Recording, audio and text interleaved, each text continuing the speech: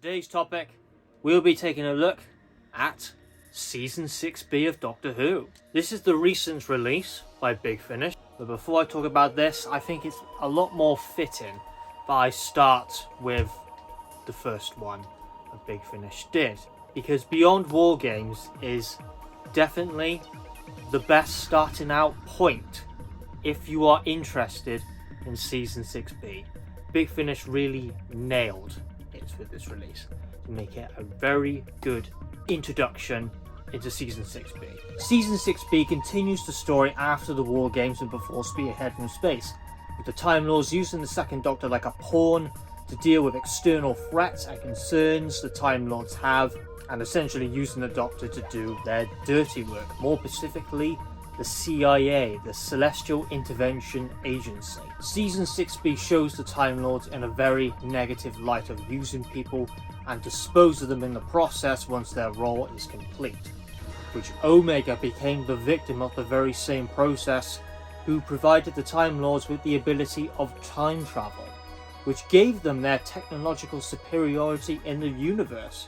Then they threw him to the dogs, essentially. Before the Doctor's exile and forced regeneration after the departure of Jamie and Zoe by force, the Doctor is forced on many missions. Season 6B featured in the BBC books also, with Players, Endgame and World Game, which acted as a loose trilogy by Terrance Dicks referencing Season 6B. Big Finish are now basing this series on the Second Doctor box sets, focusing on Season 6B with Beyond the War Games and James Bond the Crimin, with a new release coming out in July 2024. So yes, welcome to my review of Beyond the War Games and James Bond the Crimin. James Bond the Crimin will be reviewed next week. I am reviewing the first box set, Beyond War Games. Beyond War Games features two stories running at 4 parts each in length, with the final beginning by Mark Wright and Nicholas Briggs, acting as the aftermath story following Evil of the Daleks, and Wrath of the Ice Warriors by Andrew Smith, with Katie Manning actually voicing the role of an Ice Warrior. Acts as an Earthbound unit story with the Brigadier after the events of presumably the Cybermen invasion and the fall of Tobias Vaughan's corporate entity, International Electronics. But let's mention this straight out of the gate. This is the best release to introduce you to Season 6B out of any other extended media that's on offer. 100%, this is the best starting out point. Some people could be a little bit daunted because it's kind of all over the place, not very well connected, I do admit. But this definitely just opens the door to it. The best out of any release, 100%. So Big Finish, I'll say this before even reviewing the stories, that they definitely nailed making the perfect introduction to get your foot into the door with Season 6B, 100%. So let's start with the review of Beyond War Games, starting with the final beginning.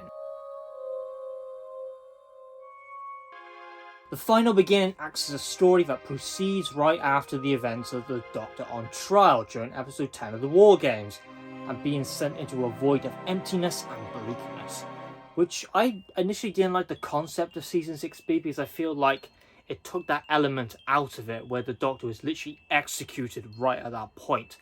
But now that I'm actually getting engrossed into Season 6B, I think it's more darker with the direction of Season 6B, of the Doctor essentially just being used as a pawn by the Celestial Intervention Agency. And we know the aftermath of what happens to the Doctor, disposed of like a piece of trash. But with Season 6B, I'm not looking for fun, light-hearted, whimsical adventures. It would completely destroy the atmosphere of what Season 6B is trying to establish. It's never been like that. Season 6B has been dark, it's been bleak, it's no hope whatsoever, gravitas in its atmosphere. That is what Season 6B, that's what comes to mind with me when it comes to Season 6B. Did Big Finish incorporate that within this release? Damn right they did, and I'm very happy that they did, because those are the words I just used, they are in this box set. I am very happy about that was the direction they did.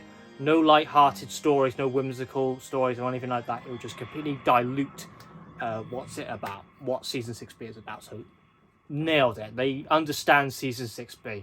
They did it flawlessly in that department. And even the final beginning story really encapsulates the feeling of Season 6B. You just see a bleak empty, cold world, which we know it to be Skaro and the aftermath of Evil the Daleks. It feels dead, it feels quiet, it feels like something catastrophic happened, which it did. It was the aftermath of Evil the Daleks, with the Daleks and the Emperor against the human factor Daleks, with the Emperor Dalek supposedly killed. And we have extended scenes of episode 10 of the War Games, the regeneration scene, and flipping out, does that fill me with joy, because the War Games is my favourite Doctor Who story of all time. And when I was listening to this, it made me feel like I just want to watch the War Games and then just proceed right into the final beginning. It's such a fitting title, this story, that can be interpreted in many different ways. The final beginning. It's the final beginning because it's referencing Evil the Daleks. It's the final beginning that it's referencing the Doctor in season 6B. But it's the start of dread, the start of hopelessness, the battle of his freedom. The title is so perfectly well named because it can mean a multitude of different things. There is no narration in these releases, just if you wanted to know, because like the Companion Chronicles and the Early Adventures, which it looks like they phased out on, they are no longer happening, and they seem to have got rid of the narration formula altogether. Maybe they didn't really sell well, or some people didn't really like the way of telling the story, full cast being superior, which, yeah, it is. The Early Adventures definitely played a little bit more homage to the original BBC Radio Collection stories, in my opinion, of missing episodes. They paid a little bit more homage to that, whereas there's no narration in these releases, and it definitely adds on the atmosphere the fact there's no narration. It's full cast with Michael Troughton, not Fraser Hines, playing the role and impersonating his father, Patrick Troughton. And yeah, sometimes he does his own spin on it, and then you can see moments where it sounds like his father, Patrick Troughton. He does a good job.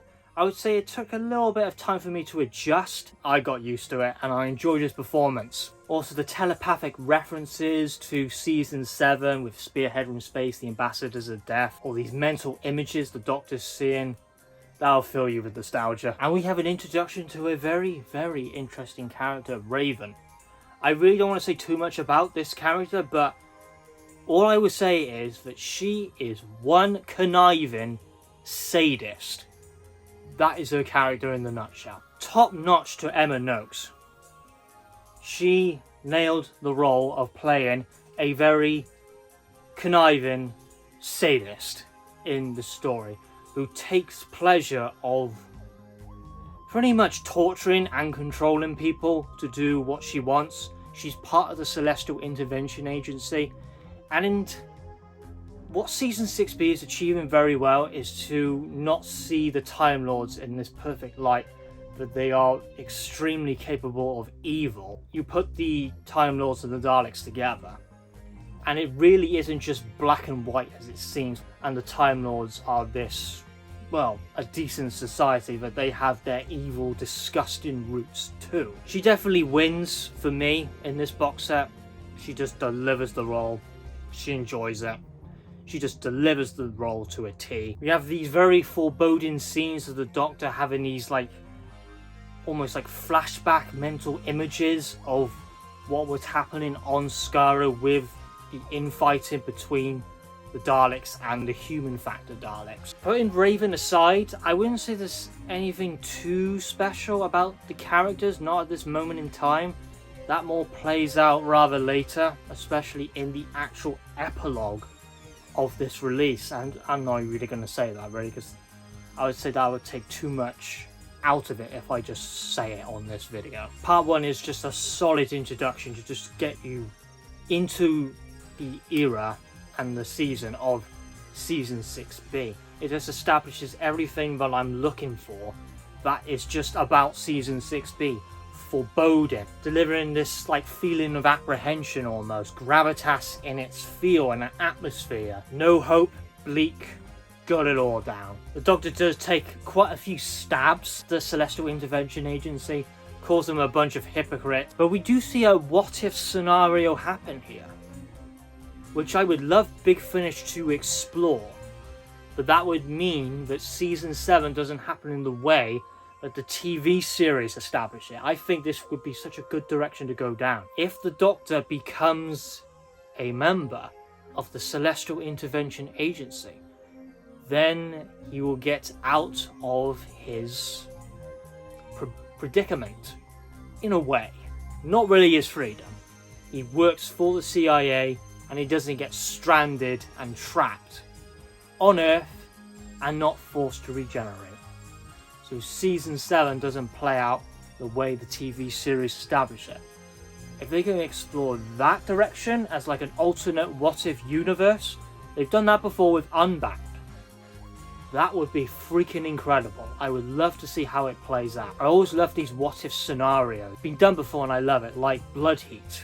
The what-if scenario of the Silurians if they won just makes you think of endless possibilities. And such a good direction to go down. But that then brings up the morality of the Doctor. Would he be willing to do that, to work for essentially an evil organization, which is like the worst manifestation of the Time Lords? Yeah, Raven also brings up the morality of the Doctor too, like how he exterminated the Daleks in Evil the Daleks, which you really feel a little bit suspicious of Raven, who's talking the way she's talking about the Daleks almost. That becomes, you can see what direction she will go down with the epilogue of Beyond War Games. Doctor questions the semantics of genocide and saying the Daleks are the manifestation of evil. Of course, it was the right justifiable move, so they're basically playing semantics, the Doctor and Raven. And this morality of the Doctor comes up multiple times. Genesis of the Daleks, for example. I would say this is the best direction the second Doctor box set, this move, this transition of Big Finish, could ever go down. I think removing the narration was a good thing, and focusing on Season 6B, which is such a wonderful idea which I've warmed up to so much, and Big Finish just making it a little bit more accessible. It's just a little bit daunting because it's just all over the place and you have to dive into like the wilderness years, which is extremely dense. Picking where to start can be a little bit, you don't know really where to start. In episode 4, there was a moment in this story which made me think right to the epilogue and what the Doctor said. I didn't really think too much about it originally. It makes you go, oh, that's why he said it. It was just foreshadowing. But the way the Doctor said it, it didn't feel like a big deal almost, but it was actually foreshadowing. That was very clever, that was really good foreshadowing, because the way the Doctor said it, it didn't feel like foreshadowing. So, but it makes you go back when you're in the epilogue and you go, oh, that's why he said it. It makes you have one of those moments. Really good writing. Episode 4 proceeds into the Dalek City. Echoes the Daleks and the different time streams. What the Doctor did in Evil the Daleks is why Raven and why the Celestial Intervention Agency are targeting the Doctor. I would say the weakest aspect of the story, they were looking for a character named Celestine, which the Raven tasked the Doctor in doing for the CIA. I would say the other supporting characters, I would say that's the only weakest aspect of the story. What happened to Silas, which is quite graphic and brutal a little bit, takes you back a bit, but I would say the supporting characters aren't really the highlight of the story. It's just more how it feels. That is how the final beginning is just nailed. Man, what a brilliant story. Just flipping fantastic. And it couldn't have established Season 6B any better. I would honestly give it such a high score. Every episode I would give it a 9 out of 10, and it is a 9 out of 10 story. I do think, besides Raven, supporting character is a little weak, but overall, well, I wouldn't say weak, not memorable. That's a better way to put it. Putting that aside, it really sets up this unnerving, foreboding feel to Season 6B, and the lack of hope, and the battle of freedom. Questioning that this series, and I hope Big Finish really do this, it'd be so flipping interesting, of going down this what-if direction, and Season 7 doesn't play out how it was originally intended. Mark Wright, Nick Briggs delivered 100% on this story, The Final Beginning. 9 out of 10, a freaking good story. So that was The Final Beginning. let's move to the final story of the set, Wrath of the Ice Warriors by Andrew Smith. So far, so good for this box set. What about Wrath of the Ice Warriors? What about this story, by Andrew Smith? Different pace and setting compared to the final beginning. Earthbound story, featuring the Brigadier, who John Coleshaw is performing the role. Does flipping brilliant. Really, really good performance, acting performance by him. It's probably one of the best impressions of the Brigadier I have ever heard. So, spot on to him. We have one single Ice Warrior in the beginning of the story.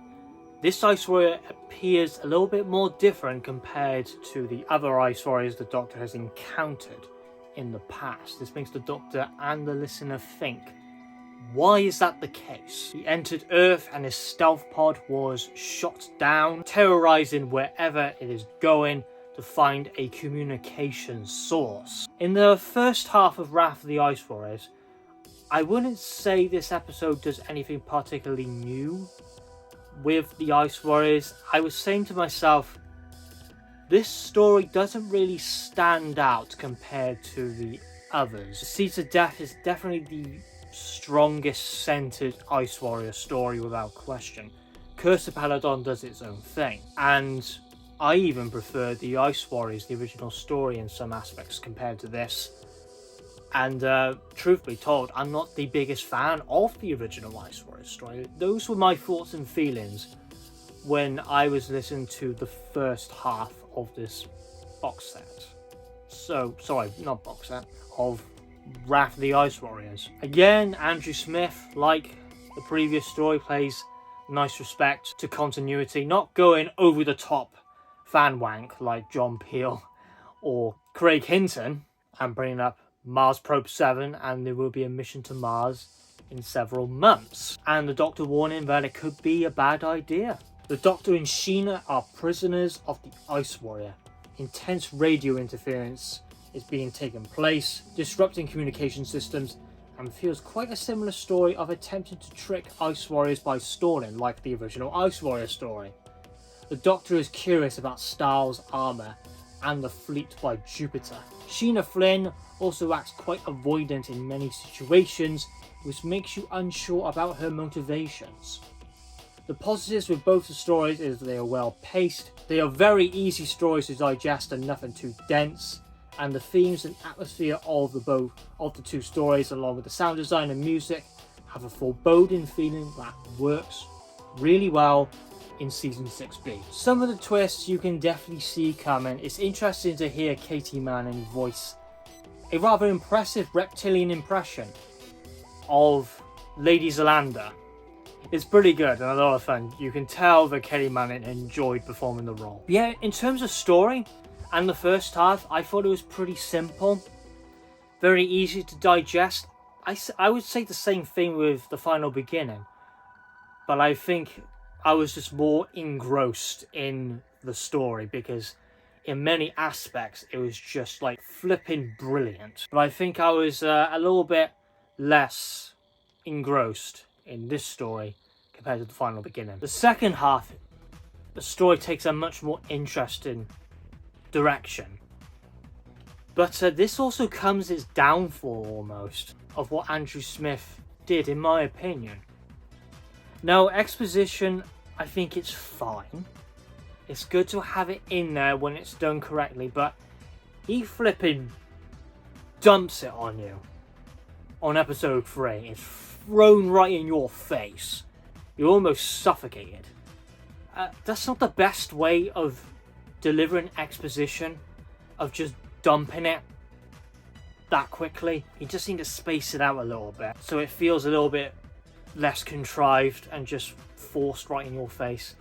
Because just dumping exposition like that is usually just I consider it a little bit mediocre, but I know it sounds a bit harsh, but yeah, I don't really like it when exposition is delivered like that, where it's just literally dumped on you. But as I said, it goes into more different directions where the Doctor and the Brigadier and Flynn are going. They're going straight to the underground. So we know the Ice Warriors have been hiding for some reason, and the intentions of Lady Zalander, voiced by Katie Manning, In the very beginning, you're not sure if she's hostile or really what her motives are. They're rather vague.